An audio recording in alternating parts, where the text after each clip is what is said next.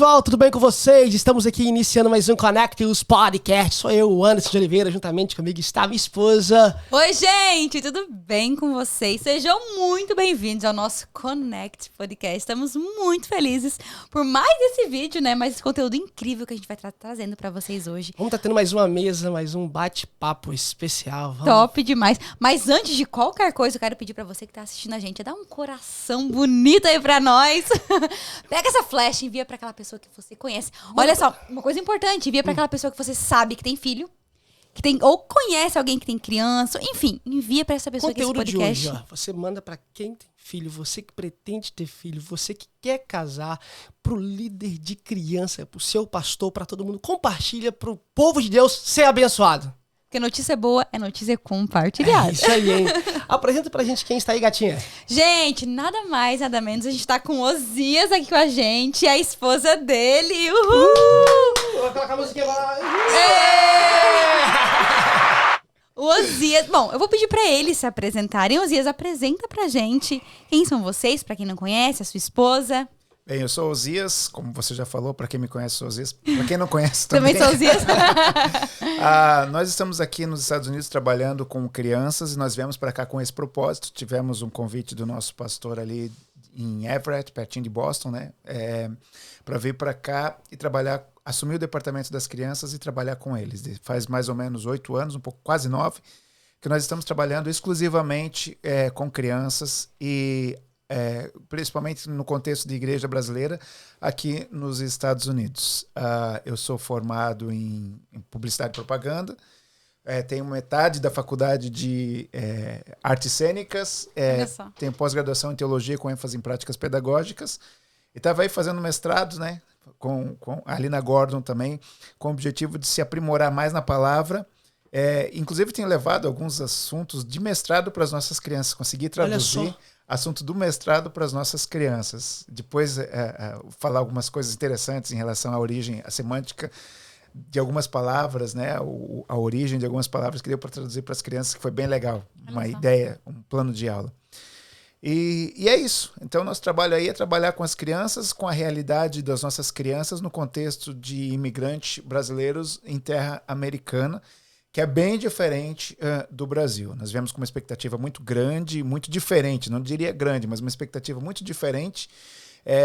E quando chegamos aqui, nós vimos que a realidade da igreja brasileira nos Estados Unidos é diferente da realidade da igreja brasileira no Brasil. Verdade. Eu diria que a igreja brasileira no Brasil está muito mais evoluída no que se refere ao trabalho com crianças do que a igreja brasileira aqui nos Estados Unidos. No Brasil vocês trabalhavam com crianças já? Sim. Como é que começou isso, esse amor, essa paixão pela salinha das crianças, né? Uhum. Bem, Vanessa, ela é... Bom, eu sou a Vanessa, sou casada com o Osias, tenho um filho chamado Daniel. E eu, desde que eu tinha uns 7 anos de idade, eu já sabia que eu queria ser professora. Então, assim, uma coisa incrível. E depois que eu casei, aí eu fiz magistério, fiz a pedagogia. E no Brasil, antes de vir para cá, eu trabalhava numa escola cristã, a escola Shalom, lá de Blumenau. E nós viemos para cá porque sabíamos que era projeto de Deus mesmo de nós virmos, né?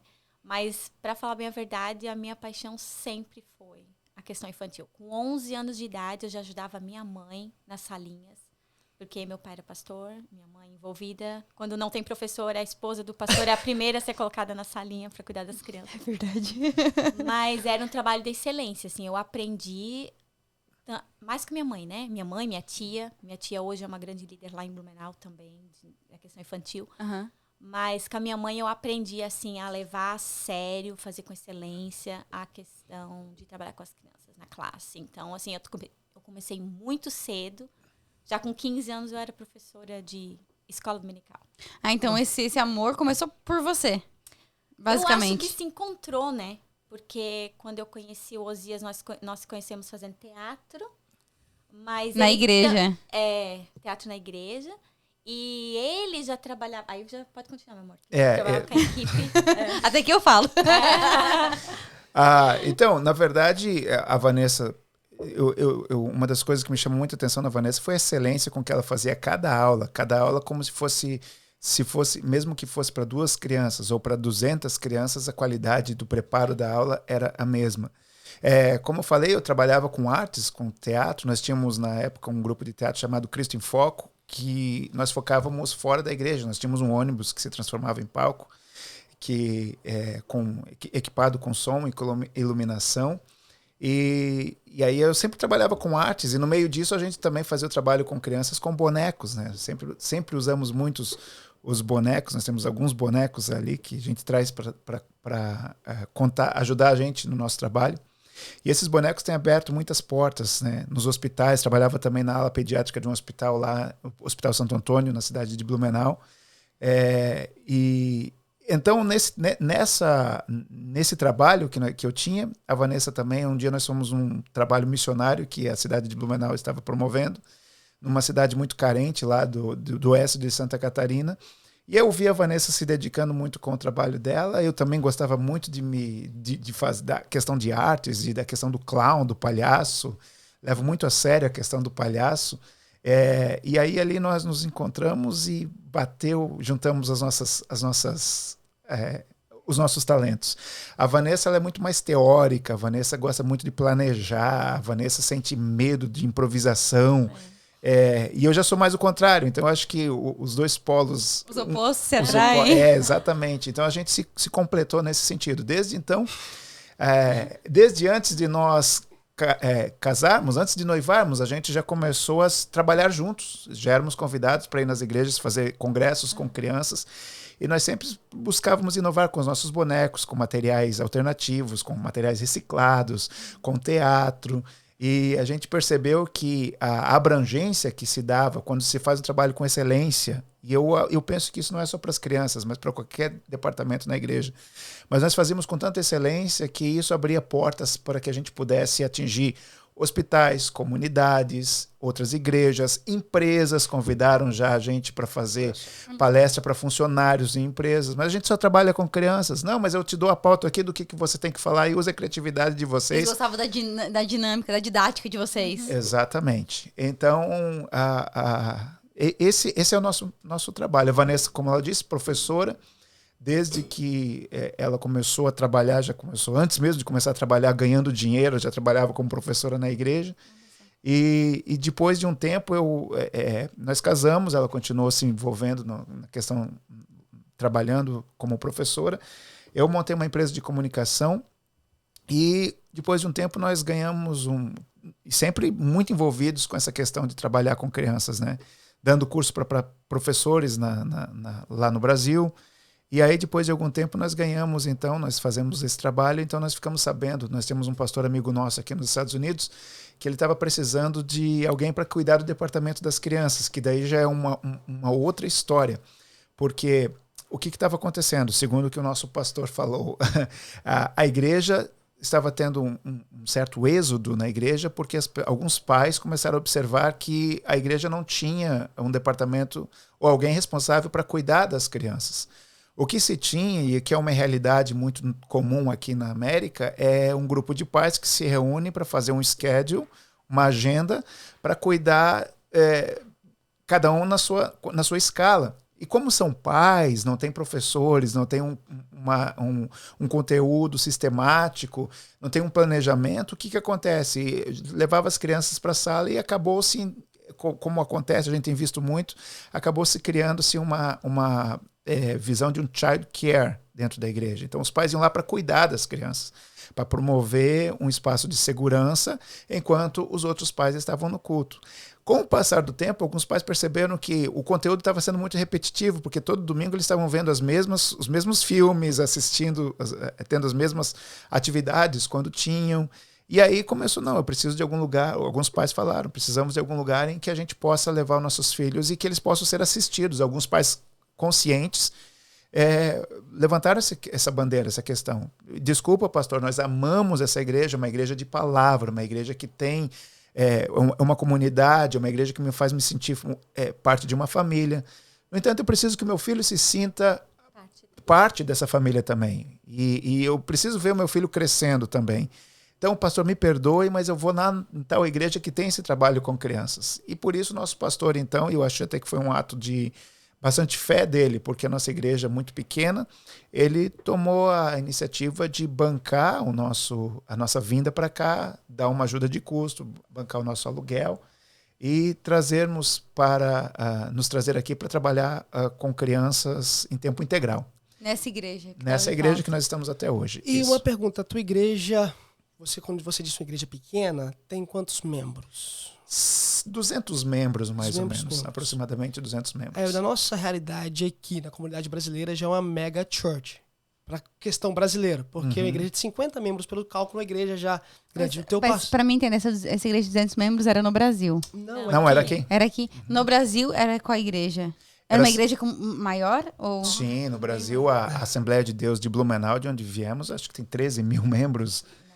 Já era grande. É muito o grande. pastor daqui que entrou em contato com vocês. Isso, entendi. isso. Aí, porque para dar um ato de fé desse aqui, apesar que uma igreja é grande, no contexto dos Estados Unidos, dos 200 membros, já é uma igreja grande. Mesmo assim, é muito difícil para trazer uma família e ser full-time da igreja, ser tempo integral da igreja. Isso é muito difícil, é muito desafiador. Isso a gente vê que como que o pastor tem essa visão, esse discernimento, como que Deus ele abençoa a obra e abre as portas no caminho. Verdade, é o que nós vimos isso na igreja. Hoje o pastor fala assim, ele usa esse termo, ele usa dois termos. Foi o pulo do gato trazer a família Volansky, né? Nós somos conhecidos como família Volansky. Se procurar, inclusive, no Instagram e no YouTube, você vai encontrar algumas produções nossas de filmezinhos. Ele diz que foi o pulo do gato, porque esse é um termo que ele usa um outro termo, que foi uma página que se virou na igreja. Porque o que acontece? Acabou se trazendo seriedade para o departamento. Não porque nós tínhamos um pouco mais conhecimento do que os outros professores. Inclusive, nós temos professores lá na nossa igreja que tem muito mais capacidade, tinha muito mais know-how do que nós. No entanto, não estava fazendo o trabalho com esmero. Por quê? Porque não tinha um planejamento sistemático na igreja. Eram pessoas que tinham o dom, que têm o dom, que estão lá trabalhando hoje, têm o dom, têm o talento, no entanto, eles não tinham não tinha um planejamento, não tinha um conteúdo programático para que tivesse constantemente, toda semana, alguma coisa para... Porque eu acho que isso é um medo do professor quando chega na sala de aula, o professor despreparado. O que eu vou ficar fazendo com essas crianças aqui 1 hora dentro dessa sala? E a realidade aqui muitas vezes é assim, são salas que você tem crianças de 3 a 12 anos. Então, o que eu vou ficar em 1 hora? O que eu vou ficar fazendo? A gente... pelos estudos da pedagogia, a gente sabe que existe a teoria de para cada 1 ano, 1 minuto de atenção.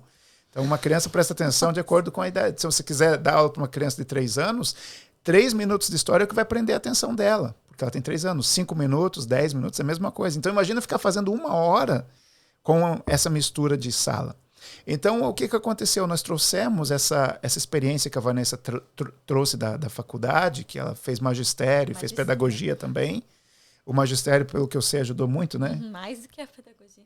E trouxemos essa questão e aplicamos a realidade que nós tínhamos ali. Pegamos esse talento que tinha, eu vou trazer o nome da mulher que vem à mente, a professora lá, a professora Márcia.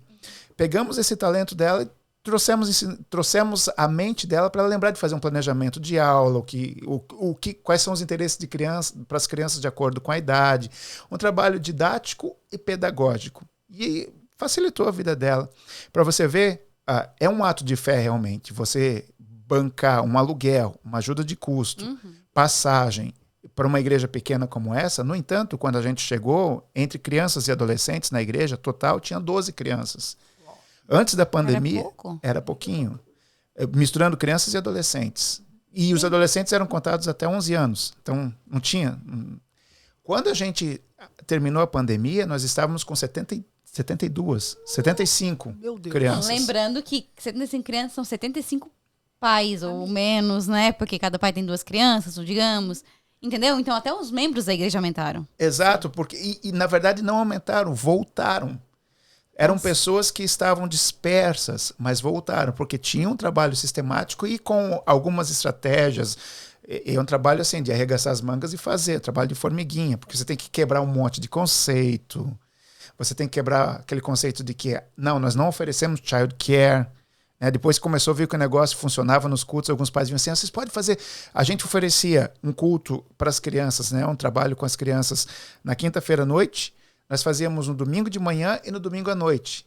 Eu acho que na região nós éramos a única a igreja, que pelo que eu conhecia, que oferecia 3 serviços para as crianças. Mas como assim? Tinha 3 trabalhos... Tinha 3 trabalhos Na semana. semanais Isso. com a criança, Exato. Para as crianças e os adolescentes. criança e adolescente. Como que funcionavam esses trabalhos, esse serviço com as crianças durante a semana? E o culto? O culto tinha a salinha das crianças também ou não? Tinha. Como que funcionava?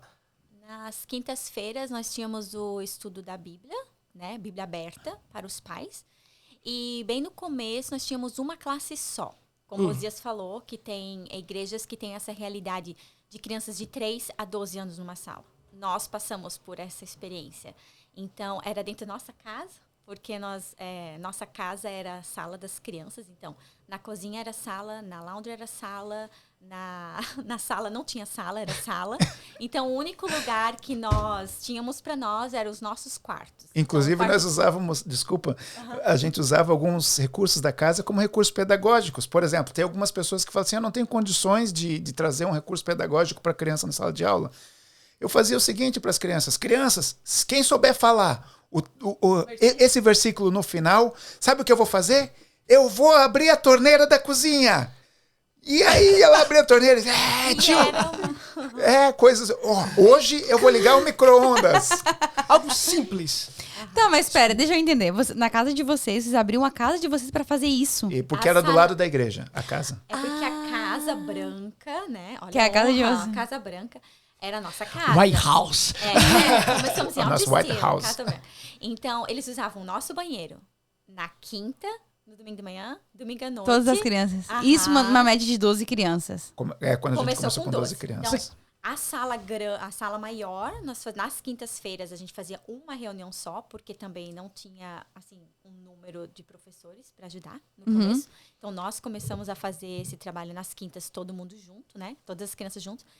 E nós começamos a explorar até uma sugestão que a gente, assim, passa para as igrejas onde a gente vai ministrar e tal, de fazer essa questão de utilizar da ajuda dos maiorzinhos, desses de 10 a 12 anos, para criar novos líderes. Então, a gente fazia uma estratégia de ministração no começo, depois dividia em grupos. Cara, era doideira, assim, um espaço pequeno, mas a gente dava conta. Botava eles como líderes de grupos e por idade a gente ia separando, tipo, 2 crianças de 3 para cá, 2 de 4 para cá, 2 de 5 para cá. E fazia 2 grupos e administrava. Então, assim, depois foi crescendo tanto, que acho que depois de 1 ano, né, meu amor? A gente vai relembrando das fotos, né, que a gente vai vendo, que vai lembrando a gente no Facebook. Nós tínhamos mais de 40 crianças. Dentro da numa casa da de sala. vocês. Nas quintas-feiras à noite. Terminava 9, 9h15. Os pais levavam, deixavam as crianças lá. Nós tínhamos uma estratégia com as crianças legal. aqui, que a gente Caraca. começou a criar uma moeda com eles, que eram os talentos.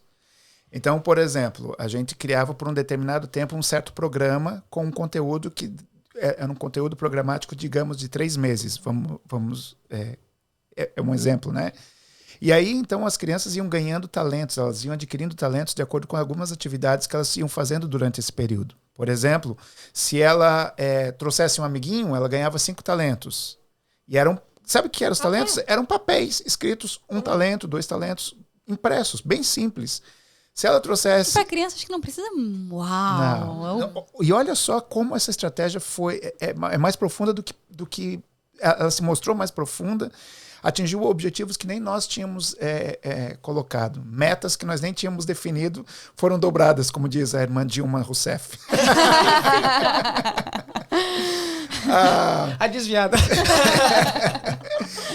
Então, por exemplo, essas crianças, elas vinham e elas tinham que guardar esses talentos. Aí nós dávamos homeworks para essas crianças, bem simples, para que elas buscassem dos pais um tempo de convivência com a Bíblia.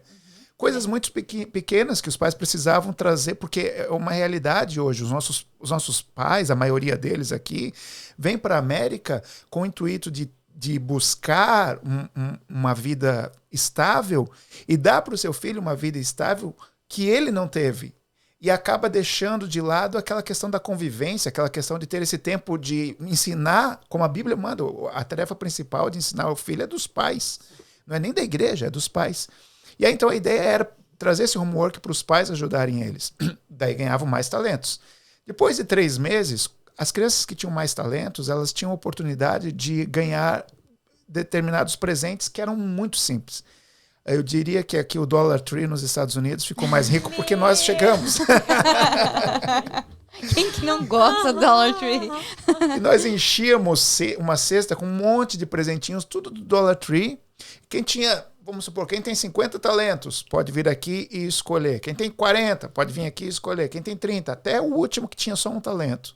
Até se alguém estivesse visitando naquele dia, teria direito ao talento. Ao presentinho, né? Então, isso trouxe... Pra não daquela, nossa, não ganhei. Exato. Isso trouxe constância, que daí toda semana eles estavam ali. As crianças que pediam pros pais pra levar, né? Temos Isso- testemunhos sobre isso. Exatamente. Crianças que não sabiam se arrumar sozinha, né? A mãe dizia, minha filha... Quando eu vi ela, ela falou que queria ir na igreja hoje, mas eu tô tão cansada. A mulher limpava 5, 6 casas por dia. Realidade da América também. E aí a menina disse, mas mãe, hoje eu queria ir na igreja. Só se você se arrumar sozinha, filha. A filha nunca tinha se arrumado sozinha. De repente a mãe deitou no sofá, quando viu a criança estava com o cabelo molhado já tinha tomado banho, já estava pronta para ir para a igreja. Ela disse, como eu não vou levar minha filha para a igreja? E essa criança tinha qual a faixa etária de idade dela? Né? Na época, específico, a assim. Júlia tinha 5, 6 anos. Uma criança de 5, Ela 6 é anos. adolescente agora. E aí, daí, o que é isso? O que aconteceu? Trouxe engajamento, trouxe constância e trouxe também um relacionamento que ajudou em relação aos pais ensinarem as crianças a se responsabilizarem pelos seus, por elas mesmas fazerem as coisas. Por que acontecia? Essas crianças ganhavam o talento e nós dizíamos, vocês são responsáveis pelos talentos de vocês. Vocês têm que cuidar disso. Um dia uma das mães veio, na época que era para a criança ganhar o presente, a mãe veio para nós e disse, olha, eu queria pedir desculpa para vocês, a minha filha não trouxe hoje os talentos, mas não é culpa dela. Porque ela deu os talentos para eu guardar, eu coloquei os talentos na porta do carro e quando eu abri a porta, voaram. E aí, então não é culpa dela. E ela está triste porque não vai ganhar o presente. Tava a mãe e a filha. A Vanessa se abaixou no olhar, na mesma altura da menina, e falou assim, fulana, não vou falar o nome dela, né? Mas quem que era responsável por cuidar dos talentos? Cada um de nós ganhamos os talentos. Quem que era responsável? Era você ou a sua mãe? E aí a Vanessa explicou para ela e para a mãe que ela precisava ter a responsabilidade de ela cuidar dos talentos. Não era para dar para ninguém. Cada um é responsável pelo seu próprio talento. E a mãe entendeu. E isso é uma outra coisa interessante que a gente percebeu, que muitas vezes o professor da igreja e o professor e os pais acabam se tornando inimigos em situações de atrito. Uma das coisas, uma das dicas que a gente dá, se você é professor e está ouvindo esse podcast, entenda que você é um aliado, é um sócio do pai na educação do seu filho na igreja. Então a gente trouxe a mãe junto para falar assim, nós queremos, ela tem muito talento, ela é muito responsável, mas a gente quer reforçar nisso. Vamos junto trabalhar com ela, vamos junto trabalhar nisso. E aí ela criou uma estratégia de colar o envelope na Bíblia e colocar todos os talentos ali. A menina trazia a Bíblia toda semana, aprendeu a questão, outra coisa que a gente gosta muito de enfatizar é a Bíblia física, para ter essa noção de Velho e Novo Testamento, para manusear a Bíblia. Aprender, né? Exato. O celular é muito fantástico também, que a gente não tem nada contra, mas a gente gosta dessa questão didática, de você poder, é pedagógico isso, você poder ver, Velho Testamento, Novo Tocar Testamento. na folha, escrever, né? Que é diferente que o telefone te limita pra fazer isso. E aí, nesse caso, nesse caso aí, então a mãe acabou vindo com a gente, a menina, nos outros, começou sempre a trazer a Bíblia e sempre ganhar o seu talento. Coisas fantásticas também, que nós, assim, aos poucos, foi mudando, né? Eu não sei, assim, mas eu acho que todo lugar é meio assim. Brasileiro tem mania de chegar atrasado. Sim. Verdade. Então, assim, né? Já é meio, faz mais parte Não, da faz cultura, sentido, porque né? às vezes no nosso casamento a gente colocou o horário 11h30, lembra? Nosso casamento começava meio-dia. Pois é. Pra garantir que todo mundo chegasse no tempo, porque eles têm o hábito de, não, começa 11h30, mas eu vou chegar lá 12h30. E aí, Faz parte da nossa cultura, infelizmente, né? e como a gente tinha esse programa para trabalhar com eles, né? Tem esse planejamento de aula e tal, nós também colocamos essa ajudinha, assim, né? Se a criança chegasse no horário certo, ganhava talento. Se trouxesse a Bíblia, ganhava talento. Então, foram coisinhas, assim, que... Eles ajudavam os pais ajudava a ser pontuais. A família, tipo assim, eu não quero chegar atrasada, senão eu vou ganhar o talento, entendeu? Assim, E que lindo dentro da casa pensar, criança, o pai me leva, o pai... Isso é um orgulho até para os próprios pais fazer Sim, isso, né? Tem um orgulho para os pais. A pergunta que eu tenho é o seguinte. Nós temos muita questão aqui, questão de horário. Tem muitos pais que ficam preocupados. Meu filho tem que estudar amanhã. Como que vocês lidavam com essa situação? Por conta, você tinha 3 trabalhos com criança durante a semana. Quem está aqui na América consegue entender a nossa realidade. Mas se alguém está ouvindo no Brasil, fala, no Brasil tem esses tipos de eventos, os pais levam. Aqui já é diferente, que os pais dão muita ênfase na questão da escola, que está certo, é legal, faça isso, mas como que os pais apoiavam a igreja, apoiavam vocês nesse trabalho? Nós vamos contar um pecado nosso aqui. Porque quando a gente veio... Aquele que confessa, alcança a misericórdia. Quando nós chegamos aqui na América, a gente veio com aquele pique todo do Brasil. Nós estávamos muito ativos nos trabalhos evangelísticos, trabalho com crianças, trabalho nos hospitais, muito ativos e viemos cheios de ideias, assim, pulsando de ideias. E aí, então, nós chegamos com tudo. Já procuramos lugares aqui na cidade de Boston, onde tivesse comunidade brasileira, tipo MAPS, Massachusetts Alliance Portuguese Speakers, para fazer trabalho com eles, né? Fizemos um trabalho com terceira idade, assim, tal. E trouxemos isso, vamos fazer o culto de quinta-feira à noite.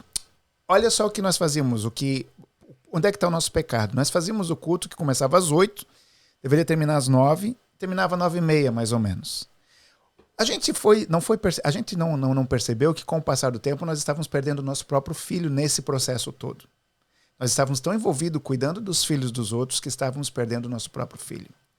E alguns pais, poucos pais, tinham coragem de chegar diante de nós e falar, olha, está sendo muito tarde esse trabalho. E aí eu percebo que poucos pais, porque o trabalho estava evoluindo muito bem, imagina, começamos com 12 crianças, em pouco tempo tinha 40. Então, assim, eu não vou... Alguns pais que tinham vontade de falar isso não falavam porque... Imagina, não quero ir contra, né? Mas alguns pais falam, tô tendo problema porque meu filho está com problema de dormir, para dormir e para acordar no outro dia de manhã. Eu não vou mais trazer meu filho por causa disso. Só que os filhos insistiam tanto que o pai acabava trazendo. No entanto, até que um dia aconteceu com a gente. A professora do Daniel nos chamou na escola e disse que o Daniel estava dormindo na sala de aula. E aí a gente falou, não, sabe o que acontece? É que lá na nossa igreja, a gente tem toda quinta-feira à noite, nós temos uma programação para as crianças e acaba um pouco tarde. E aí por isso ele chega tarde, até o processo dele chegar em casa, dormir é 11 horas, 11h30 que ele está dormindo, E aí a professora falou uma coisa que me deixou muito envergonhado e que fez eu rever essa questão, para já responder a tua pergunta. Ela disse, quem é o responsável pelo departamento de crianças da sua igreja que deixa um absurdo desse acontecer? Eu vou falar com ele. Só engolimos em seco. Então nós fizemos um combinado com o nosso pastor de que nós iríamos terminar o culto mais cedo. E foi isso que a gente fazia. Então, nós terminávamos... Ainda achamos tarde, 8h30, mas a gente terminava mais cedo. Então, que horas vocês começam? A gente começava 8 horas, das 8 às 8h30 teria trabalho com as crianças. A gente reduziu meia hora o trabalho com as 30 crianças. minutos. 30 minutos. E trabalho com crianças durante a semana, no caso, nas quintas-feiras. Durante a semana, nas quintas-feiras, isso. No domingo de manhã tem aquelas 2 horinhas e domingo à noite também tinha 2 horinhas, mas o culto terminava cedo. Então, durante a semana, realmente é complicado fazer um trabalho com as crianças. Mas uma coisa que eu costumo dizer que é melhor... Eu tinha um professor que falava isso. É melhor o pouco que o aluno aprende do que o muito que o professor tenta em vão ensinar. Mesmo no contexto cristão, muitas crianças só têm acesso à palavra de Deus no dia que elas vão no culto. Então, a gente aproveita esses 30 minutos com o máximo de desempenho e excelência possível. Porque muitas vezes aquela palavra falada naqueles 30 minutos vão ser as palavras suficientes para mudar toda uma vida dela. Como aconteceu comigo. Vai ser aquela aula que vai ser inesquecível. E é o que nós falamos para os nossos professores constantemente. Eclesiastes 9:10, o que tiver a mão para fazer, faz conforme as tuas forças. E esse texto é muito... Ele é relief, ele alivia você, porque ele tira de você a responsabilidade de fazer tão bem quanto o outro. mas ele coloca sobre você a responsabilidade de fazer o teu melhor. E Deus abençoa quando você faz o teu melhor. Talvez o teu melhor não seja tão expressivo como o outro está fazendo, mas é o teu melhor. E Deus quer que você faça o teu melhor naquele lugar que você está fazendo. É aí que está o sucesso do trabalho. Você fazer com excelência aquilo que você pode fazer. Pega o teu excelência com recurso. É o que quando a gente está fazendo nossos cursos com os professores, a gente gosta de botar uma foto de uma professora debaixo de uma árvore lá na África, ensinando com elas com galhos. E a gente bota uma foto da nossa igreja lá de Blumenau, tem 3.000 crianças num templo todo enfeitado, todo tal. E eu pergunto para eles, qual desses dois estão fazendo trabalho com mais excelência? E a tendência da resposta vir é aquele que está fazendo com aquela pompa toda. Eu costumo dizer, não é isso. A excelência está nos dois do mesmo jeito. Cada um está usando todos os recursos que tem em suas mãos para dar o máximo de excelência. Então, muitas vezes, professor, aquilo que o teu aluno está escutando na sala de aula talvez seja o necessário naquela semana para que ele saia, talvez, de uma crise e talvez seja o suficiente para transformar a história de vida dessa criança. Caraca. Sim, não é questão do tempo. O mínimo é mais. Porque quando você estava falando, a minha cabeça está assim, e a questão do horário? Que eu trabalhei com jovens aqui, e uma das questões, até com jovens, eu tive uma dificuldade também nos jovens, porque tem os jovens adolescentes, que é 12, 13, 14, 15 anos, e os jovens 18, 19 e 20. Os jovens de 20 anos olhavam para os teenagers e falavam assim, eu não quero estar no grupo de jovem, que temos muito teenager aqui. A gente tem essa dificuldade, esse conflito. Foi um momento também tivemos um êxito muito grande que Deus fez, que conseguimos fazer essa junção dos jovens e do adolescente. Os pais dos jovens, tá legal, tá no grupo dos jovens. Agora, o pai dos adolescentes reclamava comigo por conta do horário. E quando você estava falando da criança, esse estava na minha cabeça, espera aí, como assim? Como que essa questão do horário? E você falou bem, você reduziu o horário, 30 minutos, e esses 30 minutos vocês tiveram o êxito, e essas crianças cresceram, absorveram a palavra de Deus. E a questão é, como que vocês traziam suas ministrações? Até que você falou que colocou matéria de mestrado para as crianças. Como que você fez isso? Bem, uma das coisas que a gente sempre ouve falar de maneira muito errada, eu já ouvi até líderes meus falarem assim, tá na hora de parar de dar arroz de dar mingau para as crianças, dar leite para as crianças e dar feijão. Mas peraí, você ensinar o plano da salvação não é uma coisa consistente? Né? Então, o motivo de eu fazer o meu mestrado é justamente isso. Eu quero ter o maior aprendizado possível para transformar, isso no curso de publicidade e propaganda a gente faz. Qual que é o meu público-alvo? Meu público-alvo é crianças e, se for possível, eu determinar uma faixa etária. Então, o meu público-alvo é isso. Qual é o objetivo? Qual é a mensagem que eu tenho para apresentar para essas crianças? Entende? Então, eu tenho esse público-alvo, é as crianças. A mensagem que eu tenho, eu tenho a mensagem do plano da salvação, vou citar como exemplo. Esse é o plano da salvação que eu tenho para apresentar para as crianças. Quais são os ruídos de comunicação que eu vou ter para apresentar essa mensagem para as crianças? Na maioria das vezes, no nosso caso aqui na América, nós temos o ruído de comunicação. As salas de aula são com interferência muito grande de barulho e tal. É a pior sala da igreja que tem. Infelizmente. Mas quando eu falo de ruído de comunicação, eu não estou falando de som. Outro ruído de comunicação que nós estamos enfrentando na nossa igreja, muito, muito grande agora, é a questão da língua. Na mesma sala de aula, nós temos crianças que falam português e não falam inglês, e temos crianças que só falam inglês e não falam português, e um não entende o outro. É outro ruído. Então, como que eu vou transformar a minha mensagem de forma que seja acessível para os dois? Eu costumo falar que, como publicitário e comunicador, o problema de você não entender o que eu estou querendo falar, a culpa não é sua, a culpa é minha que não soube traduzir o que você tem. Outro dia eu estava falando com o nosso pastor, porque a gente que teve esse problema também na nossa igreja, que nós estamos começando a ter cultos exclusivamente em inglês, aulas somente em inglês, porque a gente percebe que o nível de atenção deles está maior. E alguns pais se levantaram, não, eu não quero que ele perca o português, inclusive pais que só falam inglês com as crianças em casa. Não quero que ele perca o português. Eu disse para o pastor, se a gente estivesse numa igreja em que eles falassem só japonês, eu ia aprender japonês para traduzir a mensagem para eles. Porque se eles não estão entendendo, a culpa é minha. Então, o que eu faço? Esse curso de mestrado, ou qualquer curso que eu me aprofunde mais na palavra de Deus, vai me dar muito mais base para eu poder transformar a minha mensagem, traduzir ela para que o meu público-alvo, que no caso seja as crianças, entenda. Por exemplo, vou dar um exemplo aqui que eu aprendi com o professor Saião. Ele trouxe ele trouxe o primeiro versículo da Bíblia, Bereshit Bará. Bará é um verbo que significa criar. E somente Deus consegue criar Bará. Somente Deus cria a partir do nada. O Bará. Gênesis. Em Gênesis. Eu falei Gênesis? Não. Ah, não. Mas o quê? Não, você não falou Gênesis. Não, porque você o primeiro versículo da Bíblia, daí falou Primeiro Gênesis. versículo da Bíblia. Ok. Os dois falaram certo. É que às vezes, sei lá, né? Vai que é meio dislike. Vai que ele falou Apocalipse. Cara, quando o Saião trouxe esse versículo, essa aula sobre Bereshit Bará, no princípio Deus criou, e quando eu entendi o que é esse Bará, que é criar a partir do nada, eu fiquei pensando, caramba, que ministração fantástica que eu posso trazer para as minhas crianças a partir dessa palavra, Bará. E eu acho legal quando a gente vai fazer um congresso infantil em que tá os pais juntos, eu falo, vou ensinar as crianças a falar hebraico hoje. E aí, a partir do Bará, eu começo a trazer para eles. Por exemplo, quando você vai brincar de Minecraft, o que você precisa para construir uma casa de madeira? Precisa de madeira. O que você precisa que ferramenta? Vai precisar. Então, o que você precisa para fazer uma pintura? Precisa de tinta, precisa de quadro. E você sabia que o nosso Deus consegue construir a casa de madeira, consegue construir a pintura sem tinta, sem quadro, sem nada?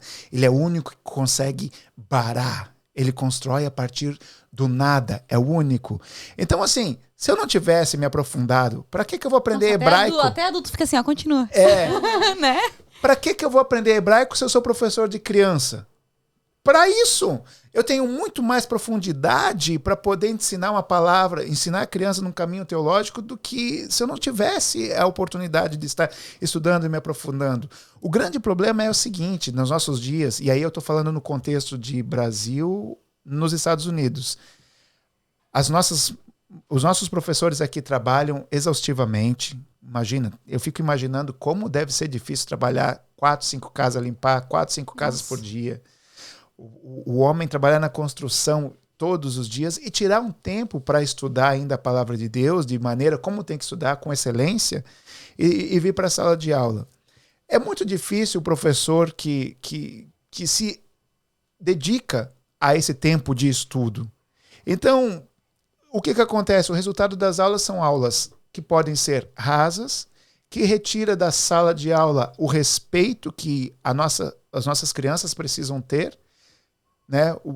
Se você for olhar biblicamente, Jesus pegou uma criança, quebrou um paradigma social gigante. Ele colocou uma criança, que segundo alguns autores dizem que tinha um status social, da estratificação social era o mais baixo na sociedade, colocou uma criança no meio deles.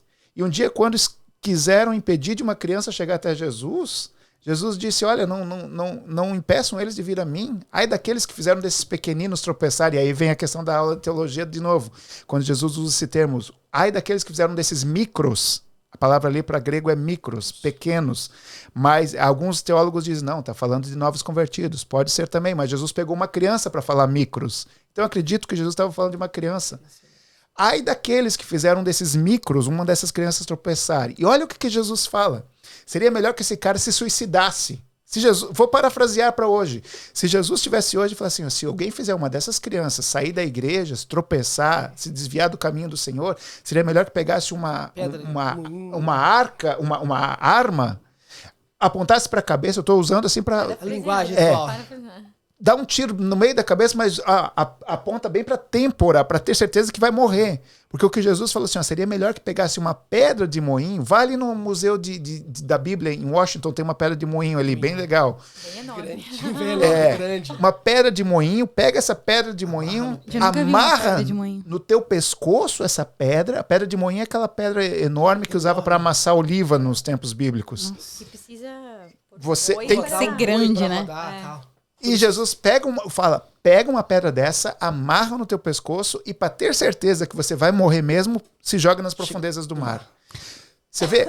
E aí, imagina, Jesus não estava mandando, a pedra não boia, né? Jesus não estava mandando o rapaz mesmo se matar. Então, aí você vê Jesus falando isso Você vê a Bíblia falando isso e nós vemos hoje uma perspectiva de que a igreja de hoje, ela mesmo americana, ela separa 3% do seu orçamento para investir no Ministério das Crianças, sabendo que as crianças elas têm elas são a igreja de hoje, mas também a igreja da próxima geração. Então Uma coisa que eu achei, sem querer te cortar, já te cortando, que eu achei legal que você falou na classe foi que eu acho que uma das crianças, me corrija que eu não lembro bem, chegou pra você e falou assim, no céu acho que vai ter escada rolante. Como que foi isso? Isso que você falou, eu achei interessantíssimo. Daí tu falou assim, acho que foi pula-pula, não lembro o que a criança falou. Daí tu virou pra ela e falou assim, vai ter. Porque é igual quando o João fala, né? Que João viu. Não necessariamente as ruas são de ouro. Né? João tá mostrando de uma forma que a gente pudesse entender a grandeza que é aquilo. Então você fez de uma forma que a criança pudesse entender o quão bom é ir pro céu. E aí eu trago de novo a questão do estudar teologia me dá base bíblica para falar que eu não estou falando heresia. Exatamente. Quando a criança chegou para mim e falou assim, vai ter pula-pula lá no céu? Porque ela criança, obviamente, deve ter amado pula-pula, né? E aí eu fiquei assim, aula de teologia, eu não posso responder nenhuma heresia para essa criança. Como é que eu vou traduzir isso de uma forma que ela entenda? Bom, se João fez isso, João disse que nos céus vão ter ruas como que de ouro, e a gente sabe que... Faz uma analogia, né? Não tem... O céu não tem nada corruptível. Então, eu disse pra ela, vai ter sim. E não só pula-pula, vai ter escorregadores de arco-íris. Você vai escorregar no escorregador de arco-íris e cair em cima de uma nuvem. Vai ter piscina de bolinha. O que você imaginar de mais legal que existe nessa terra, você vai ter. E eu vou poder voar? Claro que vai poder voar. Você vai poder fazer o que você quiser lá no céu, voar, atravessar paredes. E isso me deu, então, assim, isso me dá... Foi fantástico. Foi o que o João fez pra gente hoje. Porque, obviamente, imagina se chegar pra criança, não vai ter pula-pula, mas vai ter rua de ouro, que é muito mais legal. A criança vai olhar pra vocês, o que eu quero com rua de ouro? Eu quero pula-pula. Chega perto da linguagem da criança, Exatamente. Né? Falar a língua deles. Exatamente. Isso eu acho que eu comentei contigo, né? Eu falei assim, cara, que estratégia top demais. Foi estratégia foi uma linguagem, você fez uma exegese muito boa com as crianças, né? E a questão o que eu achei muito interessante que você falou, foi a atitude do teu pastor. E a gente vê um grande problema que nós temos aqui na América, que diversas igrejas, vários pastores amigos, quando eu converso com eles, em questão até mesmo a vida do pastor, eles não é salariado pela igreja. Bivocacionais. Eles têm a igreja como um part-time. Como, tipo, só trabalha meio tempo. Trabalha meio tempo na igreja, que ele tem um trabalho secular e para a igreja é o part-time. Ele está na igreja cansado por conta do trabalho. E qual que é a prioridade que esses pastores muitas das vezes têm? Comprar primeiro o templo da igreja. Eu creio que, sim, está certo, a igreja tem um templo que é sair do aluguel, para a igreja construir a sua propriedade. Mas essa troca de valor, eu acho que atrapalha o reino de Deus. Se o pastor primeiro, ele se assalariar, até mesmo um líder de jovem, um líder de criança, um líder de louvor, ser full-time da igreja, vai produzir muito mais para o reino de Deus, porque é muito trabalho. Quando você faz o part-time, você não dá o seu melhor. Você não tem um tempo de preparo, você não consegue preparar. E isso que o teu pastor fez na tua igreja, eu acho que foi algo fenomenal, porque é poucas igrejas que eu conheço aqui nos Estados Unidos que têm essa visão, que tem a prioridade... Igreja brasileira, Igreja brasileira, sim, assim, a porque comunidade brasileira. É mais comum, né? É mais comum. Imagina, olha, gente, se você vê um pastor, uma igreja, trazer uma família do Brasil, para a responsabilidade toda da igreja, para 12 crianças... É visão. Um homem é maluco. É visão. Com todo respeito, é maluco, é maluquice. A pessoa tem que enxergar lá na frente. E detalhe, além de ser 12 crianças, não tinha sala para as crianças. A ideia era, vocês vão dar aula na sala de vocês. Mas olha só o que aconteceu com o passado. A gente chegou aqui, o pastor morava a igreja ficava embaixo. A igreja era uma casa funerária. Foi comprada a casa funerária e foi transformada em igreja. Onde cuidava dos mortos, agora cuida dos vivos. Traz vida. Tem morto que eu te dou. Aí o pastor morava na parte de cima da igreja e a igreja era embaixo. As almas penadas. O que aconteceu? O pastor tinha o office dele lá, o escritório dele na igreja e tal, lá em cima, na casa dele. As crianças começaram a crescer. O pastor não tem mais espaço lá na nossa casa para tanta criança. Nós vamos precisar de um outro espaço. Não, tudo bem, vocês podem usar meu office. Ok, começamos a usar o office dele. Ele já botou o office, abriu mão do office dele, fez um outro office na casa dele. E ok. Passou um tempo, pastor, estamos precisando de mais uma sala. Então, ok, vou abrir mão do meu office de novo. Aí ele já não tinha mais office. Botamos as crianças no outro office dele. Pastor, cresceu um pouco mais. Está na hora de sair daqui. Então, o que aconteceu? O pastor saiu de lá daquela casa. Nós ampliamos, botamos mais sala de aula dentro da casa onde o pastor morava. E nós fomos morar lá onde o pastor morava. Porque era uma casa maior, então nós podíamos ter, tinha um pouco mais de privacidade para nós. E aí nós tínhamos as salas lá em cima e também na casa, né? Um tempo na casa. Não. Ficou uma sala lá, ficaram 2 salas lá em cima e 3 lá na casa. Exatamente. Então, assim, o que aconteceu? Acabou expandindo. É uma questão de a gente ver que as crianças, e aí eu acho que, assim, eu admiro muito essa visão do pastor e de pastores que pensam assim, porque não é uma questão, eu entendo que a gente precisa, como você falou, a gente precisa trabalhar, ganhar pro nosso pão de cada dia. Não tem condições, tem pastores que não têm condições de se sustentar. É a realidade aqui da América. Quanto mais Pastores que sustentar. trabalham e domingo cuida da igreja, que não consegue nem fazer culto durante a semana. Eu entendo tudo isso, mas o que eu vejo não é uma questão de você... É de você focar no seu público-alvo final. Qual que é o teu público-alvo? É a irmã Maria que está ali. Tem a irmã Maria. O que eu faço? O que a gente faz? E que nos dá muita sustentação para o nosso ministério. A gente dá nome para os nossos... Não é a igreja. É a irmã, é a Duda, é a Júlia, é a Sofia. São essas pessoas. Quando eu estou preparando a minha aula, quando eu estou preparando minhas atividades, quando eu estou preparando a minha programação na igreja, eu estou pensando nessas pessoas. Eu não estou pensando enquanto instituição, eu estou pensando nessas pessoas.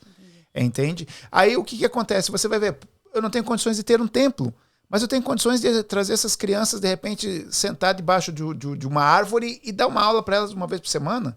Eu não tenho condições de ter um templo, mas tenho condições de trazer esses irmãos para uma casa, para minha casa, e fazer um small group com essas pessoas. É uma questão de prioridade e de visibilidade, né? Você já deve ter visto casos também, não sei, né? De crianças que os pais não eram cristãos. E às vezes um coleguinha levou a criança e o pai acabou se encantando com aquilo, acabou indo para a igreja e conhecendo Jesus através do pequeno. Essa é a história da escola dominical, né? A escola dominical começou com crianças. Aí eu sempre costumo falar também assim, isso é verdade. Só que nós temos que tomar muito cuidado quando nós estamos fazendo um trabalho para crianças.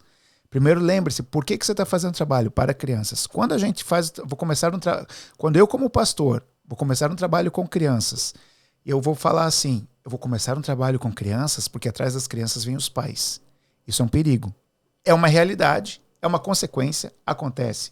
Mas se a minha motivação de começar o trabalho com as crianças é pensar que atrás dela vêm os pais, aí passa a ser um problema. Por quê? Quando eu conseguir atingir o meu objetivo ao iniciar o trabalho com as crianças, eu vou acabar me dedicando ao objetivo final, que era os pais. E as especificidades que as crianças têm no decorrer do crescimento dela, eu vou acabar esquecendo.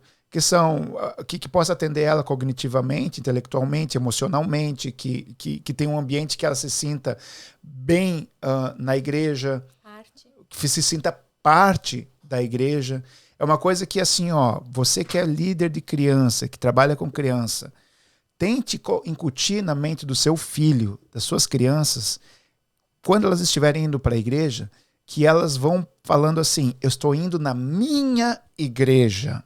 Não é a igreja do papai, não é a igreja da minha mãe, é na minha igreja. Lá na minha igreja tem um trabalho que é pensado, desenvolvido para mim. E esse trabalho pensado e desenvolvido para mim enquanto criança começa até pelos móveis que estão na sala. Porque normalmente os móveis e as próprias salas que são destinadas às crianças são aquilo que sobrou de outros ministérios. E isso, querendo ou não, tem uma semiótica na visão das crianças. É terceirizado, é o que sobrou, veio aqui para nossa sala. É pensado no ar-condicionado, é pensado nos bancos almofadados, e é tudo bom pensar isso no centro, é pensado em tela de LED, é muito bom pensar isso, mas aí, quando você vai olhar a sala de aula, a sala onde as crianças estão tendo a administração delas é sucata,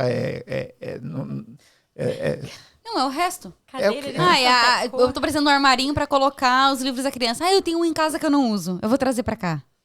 Tipo isso, né? Não é, lembrando, eu quero enfatizar que não é errado fazer isso quando a igreja não tem Não condições. tem condições. Tá certo? Sim, mas quando a igreja tem condições, mas disso eu não que eu vou tô dar falando. prioridade pra isso. É disso que eu tô falando. Então, isso, na questão, quando a criança vê isso, tem uma questão semiótica por trás disso. A criança vai entender que ela... Por que meu pai tem tá lá é tão gostoso estar dentro da igreja e aqui é desse jeito? Com o passar do tempo, e não só nas crianças, os pais, os membros da igreja começam a ver a igreja dessa forma. Começam a depreciar.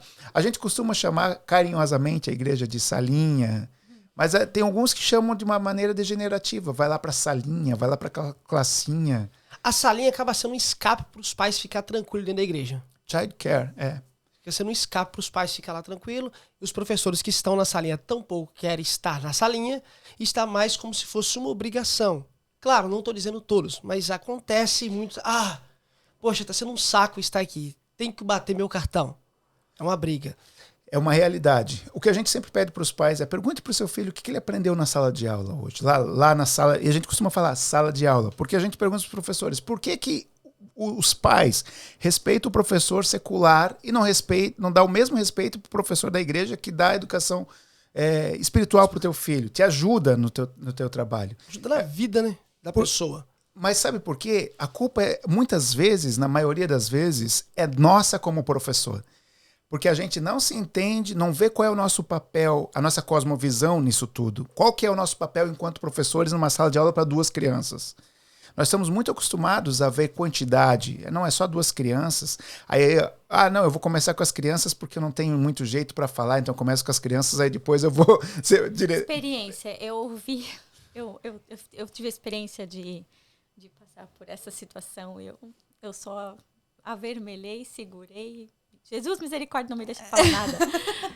Porque eles têm essa visão, tipo, começa a ministrar para as crianças, que é mais simples, porque Deus tem um ministério de pregação para você. Então, tipo, você começa pelas crianças, que é o mais básico. Então, essas coisas faz você, professor, perder o respeito dos pais. Aí você pergunta, por que eles ouvem o professor lá na escola e não me ouvem? Qual é a tua cosmovisão? Qual é o teu trabalho? O que você quer ensinar para as crianças? Qual é o teu objetivo? Às vezes não tem nenhum objetivo. Eu vou dar um exemplo. Quando a gente chegou aqui na igreja, o primeiro culto que nós participamos, eles já tinham essa separação que os pais iam para a sala de aula. E a separação era os adolescentes e as crianças.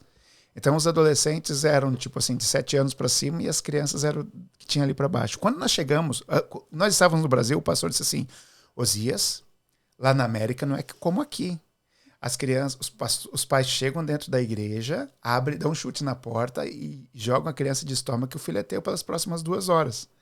E eu rindo, esse pastor é muito engraçado, gostei dessa Não tá sabendo de nada. Super inocente, né? É porque quem tá no Brasil tem uma visão completamente diferente daqui. Quando eu cheguei... Gente... Quando eu cheguei, aí domingo à noite eu vou lá olhar as salas, não vou dar aula, vou lá ver como é que é, né? Quando eu cheguei, foi em uma, eu fui na outra. Eu fui na primeira sala, a cena que eu vi parecia que foi ensaiada.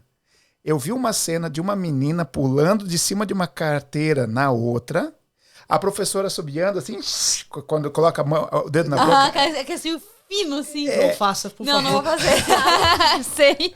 E literalmente gritando. Isso que era uma sala assim com 3, 4 crianças. Literalmente gritando. Se vocês não parar, eu não vou dar bala no final. Meu Deus do céu. Aí eu olhei isso. O pastor tinha razão. Aí eu vou para outra sala dos adolescentes. Quando eu chego, o professor fala assim: que bom que você veio dar aula aqui para eles. Eu assim: não, irmão, eu não preparei nada. Eu só vim aqui para olhar. Meu primeiro dia aqui, não preparei nada. Não faz mal, eu também não preparei. Nossa, Detalhes. Isso dá um São dor 2 no baita Dor no professores hoje. São os 2 dos professores mais dedicados que nós temos lá na igreja hoje. Mas porque teve preparo. Eles já tinham preparo, eles só não tinham as ferramentas. Eles não sabiam aonde usar a ferramenta na hora certa. Porque muitas vezes nós preparamos um conteúdo teológico que é muito forte para uma criança, ou às vezes nós subestimamos a criança, achamos que ela não está preparada e a gente começa a infantilizar as nossas palavras. Ai, queridinha, vem aqui com o tiozinho que a gente vai dar aqui a biblinha para você fazer a sua tarefinha. Entende? Entendi. Então, assim, o nosso trabalho, a gente procura fazer isso. Por onde a gente passa nos cursos de professores que a gente dá, é tentar trabalhar essa questão de saber o que a criança gosta de acordo com a idade. Aqui na América tem um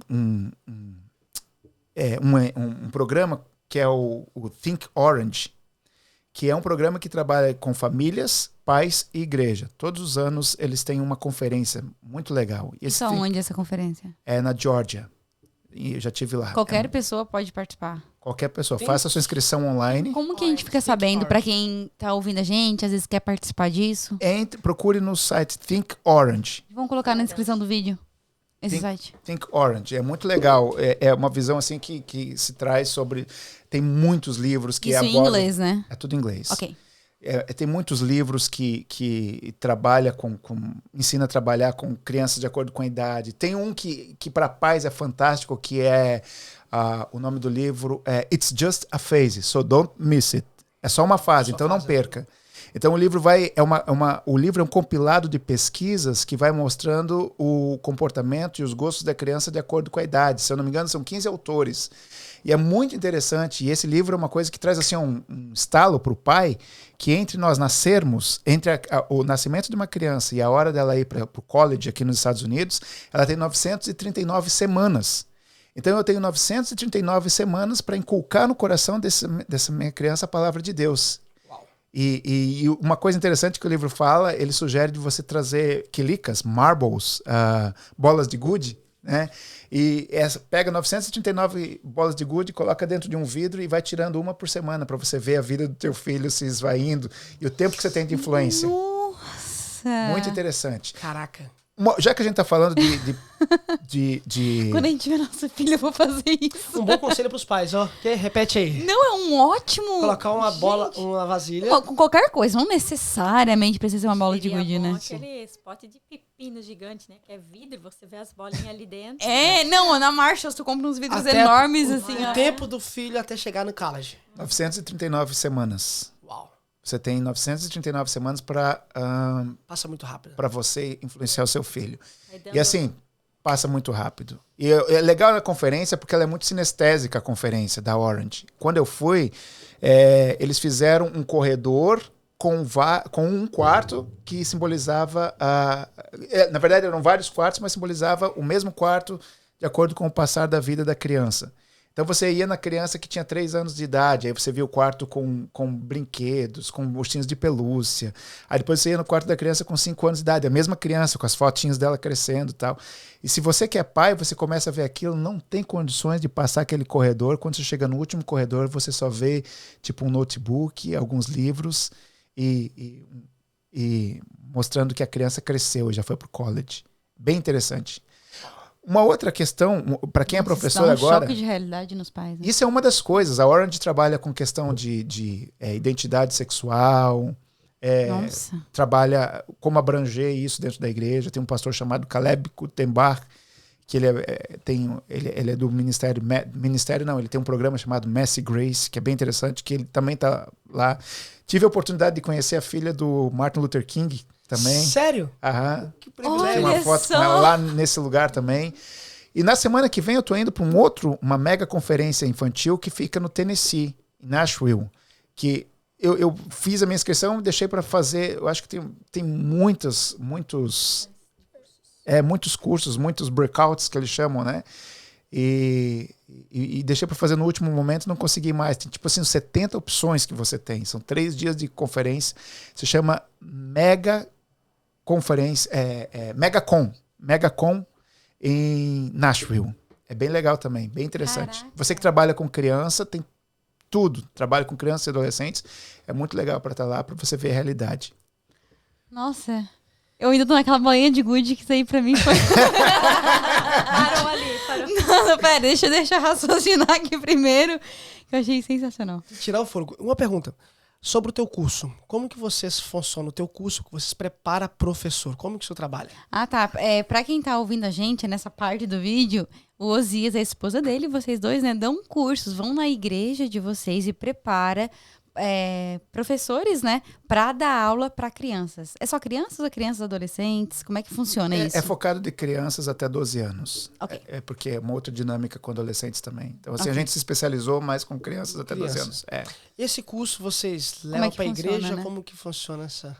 A gente tem uma conversa antes com o líder, né? Para ver qual que... Porque é muita coisa. Então, a gente tenta depurar qual é a necessidade da igreja local para que a gente possa trazer um conteúdo para que atenda aquela necessidade. Então, muitas vezes a igreja, como o nosso caso, quando a gente chegou, não era falta de pessoas preparadas. As pessoas estavam, ou melhor, de pessoas capacitadas. Elas eram pessoas capacitadas, pessoas que tinham conteúdo teórico, mas não tinham as ferramentas, não sabiam usar as ferramentas que tinham na mão dela, que era o conhecimento que elas tinham. Outros casos são professores que precisam só apenas se entender qual é o papel dela como professor. Então, assim, qual é a visão dela como professor? Porque hoje em dia nós temos aí uma infinidade de recursos que está na palma da mão. Não é falta de recurso. A gente não vai lá para ensinar, vamos usar esse recurso aqui, usa esse boneco. A gente até dá essas sugestões. Mas, às vezes, o professor precisa entender qual é o papel dele como professor. Outros casos, o professor precisa entender qual é o papel dele, tipo, qual é a visão que ele quer passar na sala de aula. Inclusive, eu fiz um curso online com o Igor Miguel, do ABC2, parente aí, companheiro aí do Bibo também, vai estar aí com vocês. E o Igor Miguel, ele traz muito essa questão aí da pedagogia. É impossível você trazer uma pedagogia, você ser um professor, ser desprovido dos teus pensamentos. Trazer uma pedagogia que seja isenta dos teus pensamentos. Então, às vezes, o professor precisa ter uma visão muito precisa de qual que é a sua cosmovisão. Por exemplo, uma coisa que eu aprendi depois de ler esse livro, Just a Phase, é só uma fase, não perca. Pena que não tem ele em inglês, em português. Eu já coloquei aqui já para comprar ele já. Pena que tá não falando e tá tudo fazendo anotação ali, ó. Ele mudou muito. Quando eu vejo meu filho Daniel, que tem 12 anos agora, fazendo alguma coisa que eu não me interessa muito, é uma fase e vai passar muito rápido. Eu preciso aproveitar essa fase. Depois que eu li esse livro, eu vi como eu estava pecando sendo um professor excelente na sala de aula, sendo um pai relapso. Esse é um grande problema também, sendo um pai relapso. O que eu fiz? Eu tiro agora, eu fechei a minha agenda toda segunda-feira à noite, meu tempo é com o Daniel, com meu filho. Toda segunda-feira à noite eu tenho o meu tempo com o meu filho, porque eu preciso influenciar o meu filho até a hora dele ir para a faculdade, porque é minha, como pai, a responsabilidade Teu dever, né? de fazer isso. Mas, por exemplo, na sua igreja, né? Você cuida da criança até 12 anos. A criança completou 12 anos. Sim. Daí depois, porque tem um depois também, né? Sim. Porque, por exemplo, poxa, eu tenho uma classe tão top aqui infantil, agora eu vou... E agora? Eu vou ter a mesma qualidade? Que pergunta fantástica e que desafio gigante isso que vocês estão fazendo. Essa transição. Olha, se você for olhar alguns autores, se for olhar se for a própria loucura do Freud, que com a fase anal, a fase fálica, a fase oral e tal, você vai ver que o caráter de uma criança pode ser formado até os 12, 13 anos. Alguns autores falam. Outros falam que é 6 ou 7 anos. Então, assim, existe alguns apresentam até 6, 7 anos, outros falam que até os 12, 13 anos. Nós estivemos num curso chamado Raising a Reader, criando um leitor. E nesse curso foi abordado muito essa questão de que as crianças, o cérebro da criança, a criança vai desfazendo as conexões delas, que não são muito fortes, quando elas estão com 12 anos de idade. Então, aquilo que não teve uma conexão muito forte com a criança, ela vai deixando de lado. Então, aquilo que o pai não foi muito presente, ele vai começar, como se tornam muito tribais nessa idade, né? Então, vai começar a escutar mais o que o amiguinho tem, vai escutar mais o que o professor ou o professor na igreja, ou seja, aquele que tem influência dele, né? Que daí o Vygotsky costuma dizer isso, que a criança, o caráter da criança é formado por aqueles que o cercam, né? Então, assim, quando chega com 12 anos, aí os pais às vezes perguntam, qual é a melhor forma de ganhar o meu filho adolescente? A melhor forma, não estou dizendo que é a possível, mas a melhor forma é ganhar enquanto ele é criança, com 12, 13 anos. Chega a 12 anos na igreja, aí se torna um adolescente. O que fazer? Uma das coisas que eu gosto de fazer é ter esse ritual de transição entre a criança e o adolescente. Porque realmente ele não quer deixar, por melhor que seja, acontece duas coisas. Ou ele está ávido para ir para os adolescentes e quer ir de uma vez porque tem um trabalho legal para os adolescentes e a maioria das vezes acontece isso. Eu não sou mais criança, age como criança, mas não sou mais crianças. Ou ele está com aquele grupo ali fechado que não quer sair para os adolescentes também.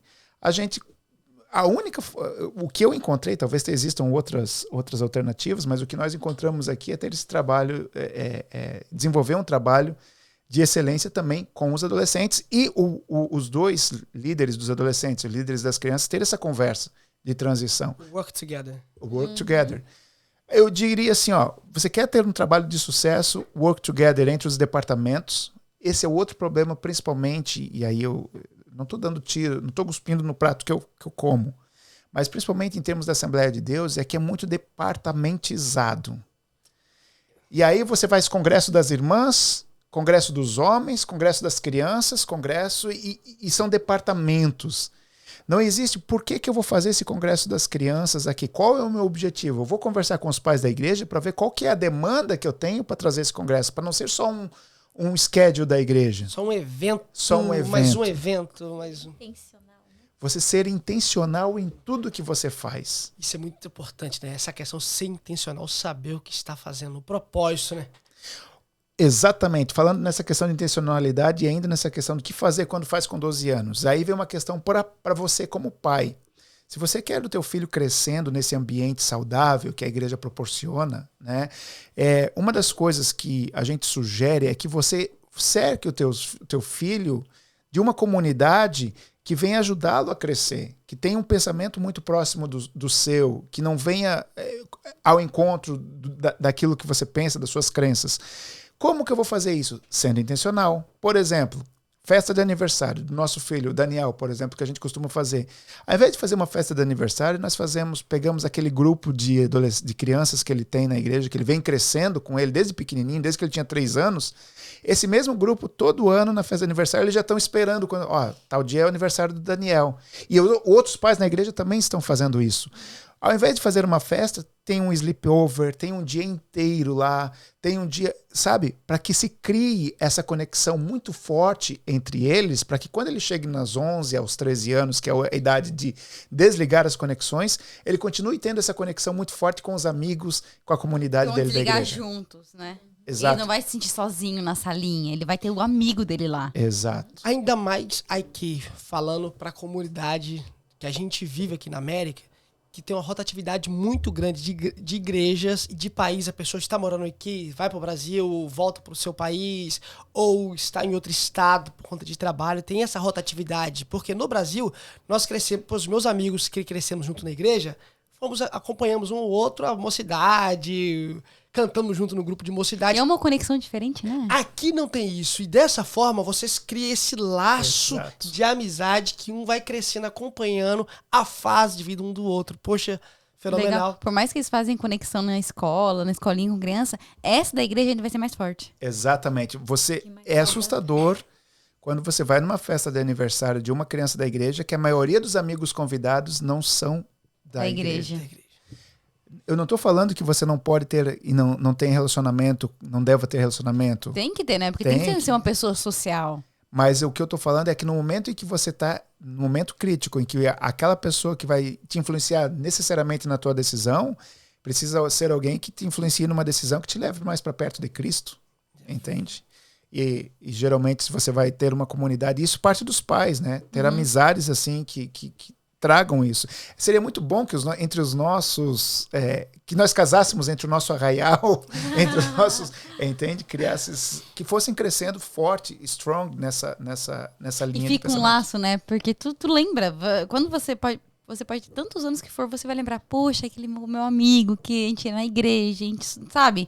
A gente se via todo domingo e tudo mais, tu vai criando esse laço. Não, você está falando aqui, eu estou pensando no meu tempo de infância, né? Da minha professora de escola. Eu tô viajando dominical. assim, ó, minha criatividade tá indo e voltando. Eu cresci em uma cultura de igreja que a gente não tinha salinha durante a semana, a gente tinha somente a escola dominical. Um beijo, Ju. Com certeza ela vai ver esse vídeo lá de Caeté, se eu não me engano, até hoje. Ela continua sendo a professora das crianças ainda. Poxa, a simpatia de pessoa Ela foi bem nova também. Começou a dar aula para as crianças, escola dominical, e ela é muito nova até hoje. Eu não sei se ela continua nesse ministério ainda, mas com tanto amor, tanto carinho e dedicação. E o que me chamou a atenção em todo esse bate-papo que a gente teve aqui, Osias, foi a sua dedicação e o cuidado que você tem com o ministério, com o chamado que Deus colocou na sua vida, que Deus te chamou para você fazer. E você não para. Você está todo o tempo preparando para estar cada dia mais qualificado e preparado para servir o reino do Senhor. Num ministério que por muitos, ou até mesmo a gente olha com...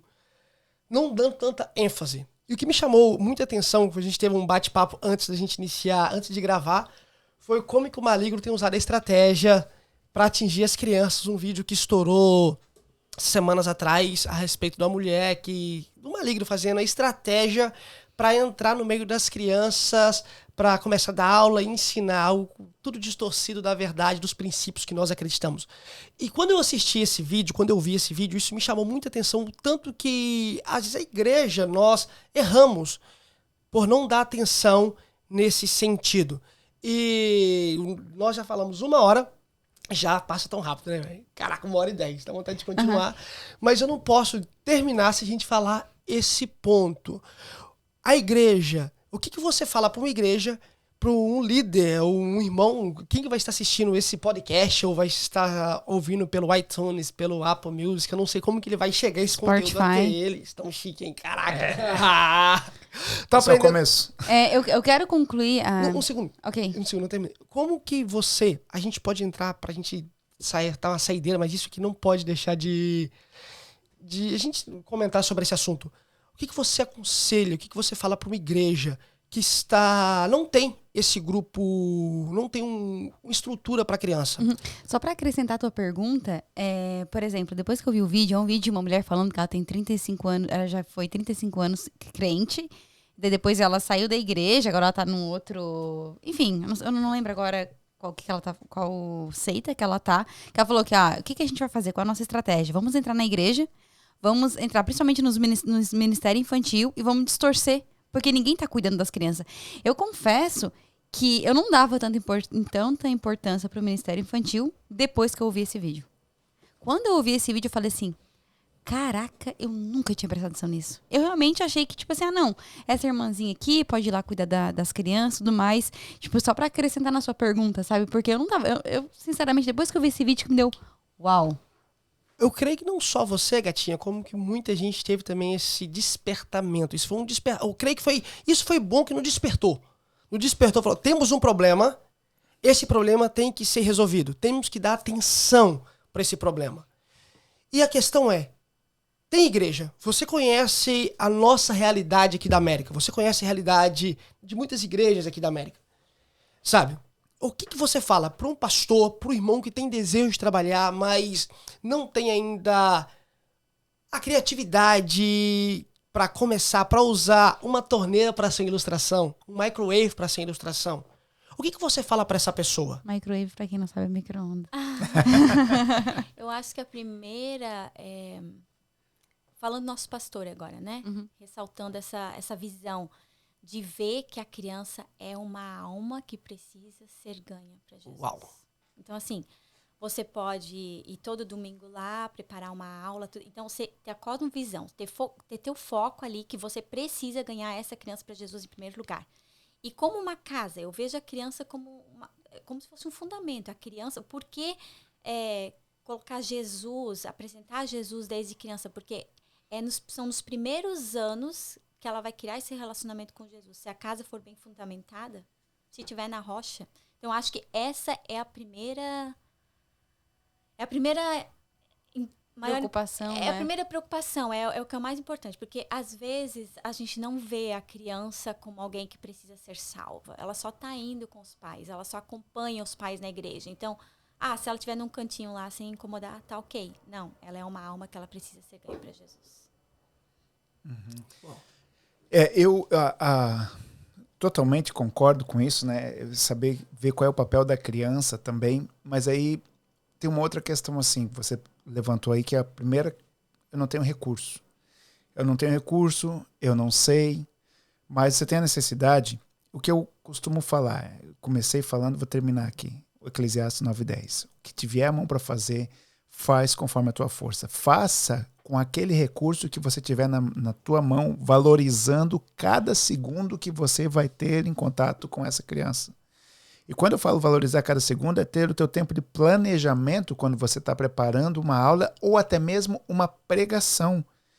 Quantos de nós, pregadores adultos, nos preocupamos em imaginar que no meio da nossa audiência tem crianças escutando também? Será que nós preparamos uma pregação pensando nisso? Será que a criança que está lá no meio está pensando nisso? Entende? Ela vai entender. Então, assim, conhecer o propósito da criança, a criança é um ser humano, a criança é uma pessoa que precisa ser salva, que precisa ser atingido pelo Evangelho. Quais são os recursos que eu tenho para atingi-la? Use o recurso que você tiver para atingir essas crianças. O maior interessado em fazer você levar Jesus para essas crianças é o próprio Deus. Então, os recursos que você precisa já estão nas suas mãos. O que ele precisa é do seu tempo e da sua dedicação. O que tiver as suas mãos para fazer, faz. Uma outra coisa que eu sugiro também é que daí quando você for trabalhar com crianças, trabalhe-se uma visão cristocêntrica das crianças. Se a gente começar a observar o que nós estamos ensinando para as crianças, eu vou pegar um exemplo de nós. Muitas vezes a gente acabou ensinando as crianças a serem, a valorizarem muito mais os seus talentos naturais do que o próprio Cristo. O nosso objetivo é uma mensagem muito simples, é o próprio Cristo. Um dia eu estava passeando com o Daniel, e aí a gente passou no meio de umas pessoas que estavam fumando, eu virei para o Daniel e disse, Daniel, prometa para mim que você nunca vai botar um cigarro na sua boca. Ele disse, eu prometo, eu nunca vou colocar, papai. Tenta imaginar que aí eu comecei a citar o nome dos amigos dele, que o Lucas vai estar lá junto com você e vai estar te insistindo para fumar. Não, não vou. Tenta imaginar que o Neto vai estar lá e falando dos amigos dele. O Neto vai estar lá te insistindo para fazer isso. Você vai fumar? Não. Tenta imaginar que todos os teus amigos estão numa sala, todos fumando e estão pedindo para você fumar. Papai, se eles insistirem muito, eu vou fumar. E aí eu disse, filho, eu fico muito feliz de ouvir essa resposta de você. É verdade, o Daniel, por si só, vai fumar. Mas o Cristo que está dentro do Daniel, o Jesus que está dentro de você, que vai te impedir de fazer você fumar. Esse Jesus que está dentro de você que vai te impedir de pecar, você por si só, você peca. Mas o Jesus que está dentro de você vai te impedir. Então aquele que te manda para a obra é aquele também que te capacita. É aquele que é a obra, que é a mensagem final, é aquele que está te mandando dar a mensagem. Vá com essa consciência que você não é uma pessoa com falta de recursos. Você tem os recursos necessários para atender aquelas pessoas ali naquele lugar. Consciente de que a criança é um ser que precisa de salvação, dando a ela a importância que precisa. Se eu não me engano, foi Moody, uma vez ele estava voltando de uma campanha de pregação, e aí perguntaram para ele, quantas pessoas aceitaram Jesus? Hoje foram 2,5 pessoas que aceitaram Jesus. Aí responderam, já entendi, 2,5 pessoas aceitaram Jesus, 2 adultos e uma criança. Ele, não, 2 crianças e um adulto. Porque o adulto já viveu metade da vida dele. A criança tem toda a vida para viver. Nossa. Caraca. Eu não sei qual que foi melhor, essa ou da bolinha lá. Tá ainda com a bolinha de gude. Eu vou usar essa estratégia, você vai ver. Tu vai ver, vai ter um menino, vai estar lá a bolinha aqui. 900 e eu só vou precisar te mandar uma mensagem. Qual é a quantidade mesmo?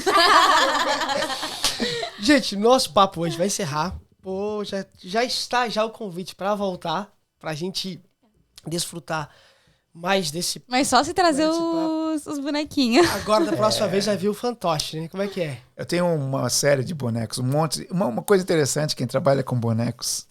Eu sempre tinha um sonho de ter um boneco de ventríloco que era daqui dos Estados Unidos, da Sellberg. Sellberg é a melhor marca, pelo menos eu tinha como noção, né? A melhor marca de bonecos que eu tinha. Custa $3.300 aquele boneco. E aí eu sempre trabalhando com bonecos, de um dia eu vou ter esse boneco. E aí cheguei aqui na América, economizei e consegui comprar um Sellberg. Um ventríloco que mexe os olhos, pisca, mexe a boca, mexe a sobrancelha e tal. Tudo legal. E ao mesmo tempo, alguém lá na igreja falou assim, eu sei que você trabalha com boneco, eu passei no yard sale, peguei isso aqui, 50 centavos, um pato. Yard sale é tipo bazar de rua, né? Um pato. E o pato só faz... Só isso. Pequenininho.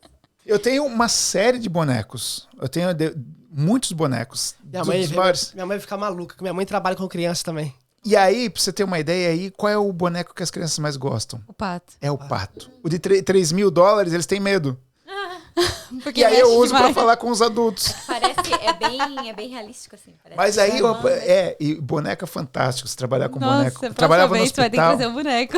trabalhava no hospital, eles tinham medo, às vezes, de chegar com adultos, né? Falar com adultos, porque às vezes o adulto era aquele que tinha abusado, que faz mal pra criança e tal, mas o boneco, eles se abriam e conversavam com o boneco. Daí tu usava esse boneco grande. Não. Lá eu usava um outro boneco. O boneco grande eu só comprei aqui. Só compra... O boneco grande é o americano. hospital é no Brasil, né? Eu tô falando do hospital com as crianças lá no Ah, Brasil entendi. que eu trabalhava. O boneco grande é americano, minha filha. Ah, você fala inglês. Osias, traz uma mensagem nessa câmera aqui pra gente estar encerrando, pra pessoa que vai estar assistindo esse podcast, esse bate-papo da gente aqui. Eu vou, muito simples, vou repetir de novo. É uma coisa que foi libertador na minha vida. Tudo que tiver a mão para fazer, faz conforme as tuas forças. Quando você estiver trabalhando com crianças ou qualquer pessoa e você dizer que não tem recurso, você sabe que Deus colocou os recursos necessários na sua mão. Então, é as tuas forças, isso que vai balizar você para saber se você está fazendo bem feito, de acordo com a vontade de Deus, ou não. Se está fazendo conforme as tuas forças, está dando o teu melhor, então está perfeito. E como é que as pessoas fazem para entrar em contato com você? Se tem um pastor nos assistindo, quer muito levar vocês, né, para cuidar dessa área das crianças e tudo mais, para ensinar. Eu acho que eu vou deixar só o nosso Instagram, Ok. que ali eles conseguem. @ família Volansky. É meio difícil, né? Nossa, não, vamos fazer o seguinte, gente. Na descrição do vídeo vai estar o @ deles. É só clicar lá, procurar no Instagram mesmo, entrar em contato com vocês, né? Perfeito. Isso aí. Isso aí. Quer encerrar pra gente? Falar uma palavra pra gente encerrar? Obrigada pela oportunidade. Amém. Pessoal, fica assim então mais um Connectors Podcast. Chegou ao fim. Muito obrigado a você que ficou com a gente até o final. Não se esqueça de inscrever no canal, compartilhar com alguém, que foi um conteúdo muito Incrível, rico né? pra gente hoje. Que Deus abençoe. Saiba de uma coisa, se Deus te chamou, continua, não larga a mão do arado. Pastores, que Deus vai abençoar você, o teu ministério, e que às vezes nós precisamos sim trabalhar com cálculo, com número, mas também com fé. Que Deus abençoe, que você tenha fé, que você venha acrescentar um novo projeto, um novo ministério da tua igreja, que às vezes o recurso financeiro você não tenha no momento.